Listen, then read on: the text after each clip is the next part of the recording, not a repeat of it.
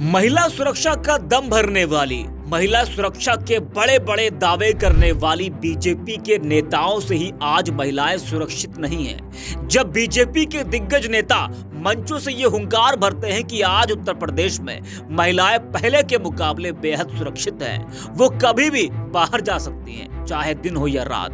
अमित शाह जी कहते हैं कि यूपी में 16 साल की लड़की भी गहने पहनकर रात को 12 बजे सड़क पर निकल सकती है। प्रदेश आज इतना सुरक्षित है, इतना सुरक्षित हाथों में है। लेकिन जब आज प्रदेश की बेटियां रात में निकल रही हैं, तो बीजेपी नेताओं का ही शिकार हो रही हैं। जैसे कि बीचू की बेटी के साथ हुआ, लेकिन उस बेटी के आरोपी ज्यादा दिनों तक बच न सके। वैसे 2 महीनों तक आराम से वो आरोपी घूमते रहे। आपको बता दें कि IIT BHU की छात्रा से 1 नवंबर को 3 दरिंदों ने सामूहिक दुष्कर्म किया था। इसके बाद यानी 2 महीनों के बाद पुलिस ने तीनों आरोपियों को गिरफ्तार कर लिया है। गिरफ्तार आरोपियों की जब पहचान हुई तो प्रदेश भर में बवाल मच गया। ये तीनों आरोपी बीजेपी के ही कार्यकर्ता निकले। फिर क्या, इस मामले में जमकर राजनीति शुरू हो गई। विपक्ष बीजेपी पर जमकर हमलावर हो गया। सपा अध्यक्ष अखिलेश यादव ने भाजपा पर तीखा प्रहार करते हुए एक्स पर पोस्ट कर लिखा, यह है भाजपा के दिग्गज नेताओं की छत्र छाया में सरेआम पनपते और घूमते भाजपाइयों की वो नई फसल, जिनकी तथाकथित जीरो टॉलरेंस सरकार में दिखावटी तलाश जारी है। ये भाजपा के सर्वोच्च नेताओं से अभयदान प्राप्त वो भाजपाई हैं जिन पर बनारस हिंदू यूनिवर्सिटी में एक छात्रा के साथ अभद्रता की सीमाएं पार करने का आरोप है। क्या नारी के सम्मान से खिलवाड़ करने वाले भाजपाइयों को खुली छूट जारी रहेगी? वहीं कांग्रेस की तरफ से एक पोस्ट किया गया और लिखा कि 2 महीने पहले BHU के कैंपस में एक छात्रा का गैंगरेप हुआ। इस मामले को पहले दबाने की कोशिश की गई। जब दबाव बना तो जैसे तैसे यूपी पुलिस ने FIR लिखी। अब 60 दिन बाद इस घटना में शामिल 3 लोग पकड़े गए हैं। ये सभी बीजेपी के पदाधिकारी हैं। गिरफ्तारी में देरी शायद इन वजह से हुई होगी। ये सभी बीजेपी के वरिष्ठ नेताओं के बेहद करीबी है।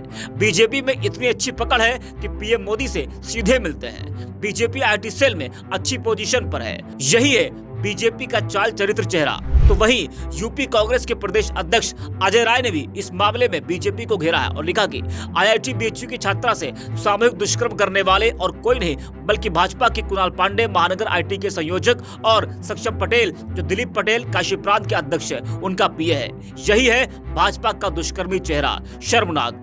वहीं अजय राय ने एक वीडियो भी जारी किया है जिसमें वो कह रहे हैं कि मैंने पहले ही कहा था कि इस मामले में बीजेपी के लोग शामिल हैं। अजय राय ने कहा कि बेटी बचाओ बेटी पढ़ाओ केवल एक नारा है, ये इस नारे के आड़ में बेटियों का शोषण कर रहे हैं। क्या कुछ कहा अजय राय ने, आपको सुनाते हैं। आज आप सबको ये जानकर बहुत ही हैरानी हुई होगी कि आज 2 महीने पहले जो घटना घटी थी BHU कैंपस में, उसमें आज 3 लोगों की गिरफ्तारी हुई जो RSS और बीजेपी से जुड़े लोग हैं। मैंने उसी दिन ये कहा था कि ये RSS और बीजेपी के लोग हैं, और वो साबित हो गया कि वही भाजपा RSS के लोगों ने उन बच्चियों के साथ जो दुष्कर्म किया था, वो तीनों लोग भारतीय जनता पार्टी के साथ जुड़े हुए हैं। कोई पदाधिकारी है, कोई कार्यकर्ता है, कोई IT संयोजक है, और कोई एक व्यक्ति उसमें वहां के काशी प्रांत के अध्यक्ष का PA है।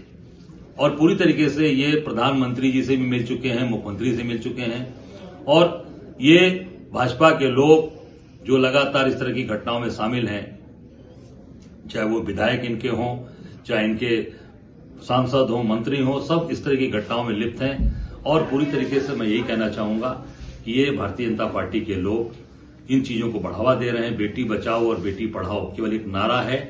इस नारे के आड़ में ये बच्चियों का शोषण कर रहे हैं, उनको पूरी तरीके से उनके साथ ये दुष्कर्म कर रहे हैं। निश्चित तौर से ऐसे लोगों के खिलाफ कठोर से कठोर कार्रवाई हो, कड़ी कार्रवाई हो। और 2 महीने लग गए पुलिस को अभी तक इनको पकड़ने में, जो कि CC कैमरा और सारी चीजें उपलब्ध होने के बाद भी इतना विलंब लगा, इसलिए कि इनको पूरी तरीके से इनके ऊपर दबाव बनाया जा रहा था। इनको पूरी तरीके से, इनको जहां तक मेरी जानकारी है कि इनको कैसे बचाया जा सके, पर दबाव इतना बना जनमानस का, जनता, काशी की जनता का, पूरे प्रदेश की जनता के, प्रधानमंत्री का संसदीय क्षेत्र है और प्रधानमंत्री के संसदीय क्षेत्र में जो ऐसी घटनाएं हो सकती हैं तो आप समझ सकते हैं कि प्रदेश और देश में क्या स्थिति होगी। निश्चित तौर से मैं यही सरकार से मांग करूंगा, ऐसे लोगों पर तत्काल कार्रवाई हो और कठोर से कठोर दंड इनको दिया जाए और इसको फास्ट ट्रैक कोर्ट में चलाकर जल्द से जल्द इन्हें सजा दी जाए। धन्यवाद।